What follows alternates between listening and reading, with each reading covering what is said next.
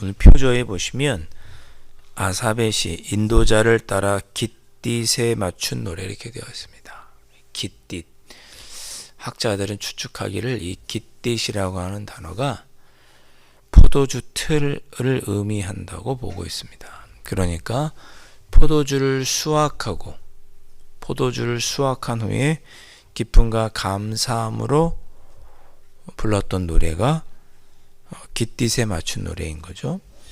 그러니까 한마디로 말하면 우리에게 풍성하게 수확을 거두고 이렇게 수확을 거두게 하신 하나님의 은혜와 사랑에 감사하는 그런 시편이 오늘 읽었던 시편이 되겠습니다. 그렇게 생각하고 보니까 오늘 말씀이 눈에 더 잘 이해가 되죠. 우리의 능력이 되신 하나님을 향하여 기쁘게 노래하며 야곱의 하나님을 향하여 즐거이 소리칠지어다. 그러니까 우리에게 풍성하게 거두게 하신 하나님을 기쁘게 노래하고 즐거이 소리칠지어다. 이렇게 얘기하는 거죠. 시를 읊으며 소고를 쥐고 아름다운 수금의 비파를 아우를지어다. 우리에게 풍성한 수확을 거두게 하신 하나님, 그 하나님께 감사하는 모습으로 지금 예배드리고 있는 거죠. 그래서 하나님께 시를 읊기도 하고 소고도 치고 아름다운 수금과 비파를 아우르면서 기쁨으로 하나님께 예배드리고 있는 그런 모습입니다. 그러니까 우리로 치면 추수감사주일 같은 그런 느낌이겠죠. 자, 3절에 보면 초하루와 보름과 우리의 명절의 나팔을 불지어다. 이는 이스라엘의 율례요 야곱의 하나님의 규례로다.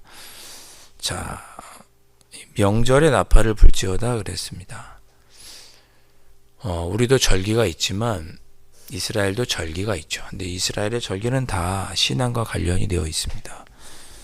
6월절이라든지 오순절, 초막절 다 하나님의 은혜와 또 하나님께서 하셨던 그 일들과 관련이 있는 그런 절기죠. 그런 절기들이 하는 역할은 뭐냐? 하나님께서 우리에게 베풀어 주신 일들을 기억하도록 하는 것이 절기의 역할입니다.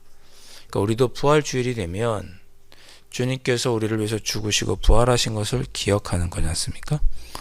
성탄절이 되면 우리를 위해서 친히 구원하시기 위해 인간으로 오신 그 하나님의 은혜를 기억하는 역할이 명절의 역할, 절기의 역할이죠. 그러니까 너희들이 절기를 이스라엘의 율례요 야곱의 하나님의 규례인 너희들이 평생 지켜야 되는 이 절기를 지키면서 하나님께서 우리에게 베풀어 주셨던 은혜들을 늘 기억해라. 그래서 하나님을 그렇게 찬양해라. 그렇게 이야기하고 있는 거죠. 네. 여러분 오늘 한 주간 오늘 금요일입니다. 금요 집회하고 이제 주말로 들어서게 되는데 한 주간 하나님께서 베풀어 주신 은혜를 한번 오늘 돌아보시죠. 짧게는 이번 한 주이지만 이번 주가 지나면 7월 다음 주면 맥주 감사주일입니다. 7월 달로 넘어가는 거죠. 1월부터 6월까지 벌써 올해의 절반이 후딱 지나갔습니다. 네. 축구 경기로 치면 전반전이 거의 끝날 지경입니다. 네. 한번 돌아보시죠. 정신없이 여기까지 벌써 달려왔는데 네. 하나님께서 우리에게 베풀어 주셨던 은혜, 우리에게 풍성히 베풀어 주신 은혜, 짧게는 지난 한 주간 우리를 도와주셨던 은혜. 어제 노아대학이 종강을 했죠. 종강 때 이렇게 함께 노아대학을 마치는 걸 보면서 하나님께서 또 노아대학을 잘 이끌어 주셔서 이게 마치게 됐구나 그런 생각이 들었습니다. 하나님의 은혜 가운데 우리가 여기까지 있었던 것을 생각해 볼 수 있었습니다. 여러분들도 한번 돌아보시죠. 이 새벽에 하나님을 내가 돌아보면서 베풀어 주신 은혜를 기뻐하고 감사해야 될 기도의 제목들, 감사의 조건들이 없었나? 있었겠죠. 있었겠죠. 없진 않았겠죠. 잊고 있었겠죠. 또 한번 돌아보시면 좋겠습니다. 자, 5절부터는 그런 하나님의 말씀을 너희들이 듣고 순종했으면 좋겠다. 그런 내용입니다. 하나님께서 우리에게 은혜를 베풀어 주시고 그런 하나님을 우리가 늘 노래하고 소리 지르며 예배해야 되는 우리인데 그런 하나님의 음성을 듣고 늘 우리가 순종했으면 좋겠다. 그런 내용이 5절부터 이어지고 있습니다. 자, 보시죠. 하나님이 애굽 땅을 치러 나가시던 때에 요셉의 족속 중에 이를 증거로 세우셨도다. 거기서 내가 알지 못하던 말씀을 들었나니. 자, 여기서 하나님의 말씀을 들었다는 표현이 있습니다. 하나님께서 애굽 땅을 치러 나가시는 그때니까 언젠가요? 출애굽할 그때 하나님께서 너희들에게 말씀하셨다. 그 말씀하시는 것을 너희들이 들었다. 여기서 들었다는 표현을 잘 기억해 두십시오. 6절에 보시죠. 이르시되 내가 그의 어깨에 짐을 벗기고 그의 손에서 광주를 놓게 하였도다. 하나님께서 말씀하신 거죠. 그때 너희들이 무거운 짐, 노예로서 져야 했던 무거운 짐들, 노예로서 했던 그 고된 노역들의 중에 일부, 광주리를 들고 짐을 나르고 했던 그 모든 것들을 내가 놓게 하였다. 그러니까 너희들의 무거운 짐을 내가 벗게 하였다. 그런 내용이고요. 7절 내가 고난 중에 부르짖음에 내가 너를 건졌고 우레소리의 은밀한 곳에서 내게 응답하며 또 무리바 물가에서 너를 시험하였도다. 셀라 이렇게 말씀하고 있습니다. 그러니까 너희들을 애굽에서 구원하였고 너희들이 광야에 가는 동안 너희들을 시험하며 그렇게 하셨다는 거죠. 그러니 8절에 내 백성이여 들으라 이렇게 되어 있습니다. 아까 5절에서도 하나님의 말씀을 들었나니 그랬죠. 이 듣다는 표현이 5절부터 이하에 자주 나옵니다. 하나님께서 우리를 애굽 땅에서 건져 주셨다. 앞의 내용과 똑같은 것입니다. 우리에게 풍성한 수확을 거두게 하신 하나님께 감사하며 찬양하라. 그 하나님을 기억하라. 똑같은 내용입니다. 너희들을 애굽에서 건져내신 그 하나님의 음성을 기억하라. 그 하나님을 기억하고 그 하나님의 음성을 들으라. 8절에 내 백성이여 들으라. 내가 내게 증언하리라. 이스라엘이여 내게 듣기를 원하노라. 하나님의 음성을 듣기를 원하노라. 이방신에게 전하지 말라. 그렇게 말씀하시는 하나님의 음성을 들어라. 그렇게 명령하고 있죠. 하나님께서 우리에게 베풀어 주신 은혜를 기억하고 그 하나님의 음성을 듣고 너희들이 순종하며 살아야 한다. 이런 뜻인 거죠. 10절 나는 너를 애굽 땅에서 인도하여 낸 여호와 내 하나님이니 내 입을 크게 열라 내가 채우리라 하였으나 하나님만을 의지하라는 표현이죠. 내 입을 크게 하나님께 열고 하나님께서 채워주시는 그 은혜로 살아라.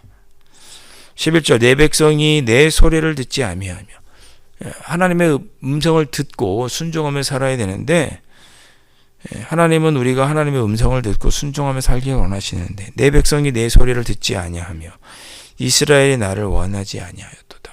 그러지 말아라 그런 거죠. 하나님의 음성을 들어라. 너희들에게 은혜를 베풀어 주셨던 하나님, 풍성한 수확을 거두게 하셨던 하나님, 애굽에서 건져 주시고 광야에서 함께 하시며 너희들을 시험하셨던 그 하나님의 너희들에게 원하는 것은 하나님의 음성을 듣고 순종하기를 원하니 하나님의 음성을 들어라. 그렇게 말씀하고 있는 거죠. 13절 내 백성아 내 말을 들으라. 내 백성아 대신 여러분의 이름을 넣어보세요. 합류하나 내 말을 들으라. 여러분의 이름을 넣어보세요. 내 말을 들으라. 내 말 좀 들어라. 라고 하나님께서 나에게 말씀하시는 거죠. 이스라엘아 내 도를 따르라. 합류하나 하나님의 도를 좀 따라라. 그리하면 내가 속히 너희들의 원수를 누르고 내 손으로 돌려 그들의 대적을 치겠다. 너희의 원수를 내가 치겠다. 하나님의 뜻을 순종하면 내가 구원하겠다. 나는 너희들의 포로주의 수확을 거두게 하는 하나님이고 너희들을 애굽에서 건져내며 광야에서 함께했던 하나님이 아니냐. 그러면 너희들이 16절에 내가 기름진 밀을 그들에게 먹이며 반석에서 나오는 꿀로 너희를 만족하게 하리라. 여러분 밀이 기름질 수 있을까요? 그만큼 풍족하고 좋은 것으로 먹이겠다는 뜻이죠. 반석에서 꿀이 나올 수 있나요? 반석에서 물도 나오기 어렵죠. 그만큼 하나님께서 우리의 능력 가운데 우리의 삶을 좋은 것으로 먹이시겠다고 하는 표현인 거죠. 하나님이 우리에게 원하시는 것은 한 가지입니다. 창세기부터 요한계시록에 이기까지 하나님이 우리에게 원하시는 딱 한 가지입니다. 하나님의 뜻에 순종하는 것입니다. 그것이 하나님을 사랑한다는 표현이고, 하나님이 우리에게 원하시는 것은 그것입니다. 하나님께서 우리에게 말씀하시는 바가 무엇입니까? 나만 섬겨라. 나의 말을 듣고 청종해라.